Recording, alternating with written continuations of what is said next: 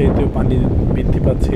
আমি একটু আইবাদে আপনাদের দেখানোর চেষ্টা করছি যে কীভাবে পানি ইন্ডিয়া থেকে আসছে এবং পানি বৃদ্ধি হচ্ছে। এখানে আপনারা পানির শব্দ শুনতে পাচ্ছেন এবং পানি কীভাবে জুড়ে পাক খাচ্ছে এটাও দেখতে পাচ্ছেন। আসলে দেখেন যে পানি যখন বাঁধ খুলে দিয়েছে পানি কী পরিমাণে আসছে এবং পানির কী স্রোত এবং পানির কী শব্দ বিস্তারিত সবই আছে। আপনারা দেখলে বুঝতে পারবেন যে পানি ধীরে ধীরে বৃদ্ধি হচ্ছে। রাজশাহীতে পুরো বাংলাদেশে এই পানির প্রভাব পড়বে বোঝা যাচ্ছে। তো অবশ্যই আপনারা যে যেখানে আছেন সাবধানে থাকবেন, নিজেকে সেভ করে রাখবেন, পানি থেকে দূরে রাখবেন। আশা করছি সবাই ভালো থাকবেন। আল্লাহ সবাইকে হেফাজত করুন। আমিন। আল্লাহ।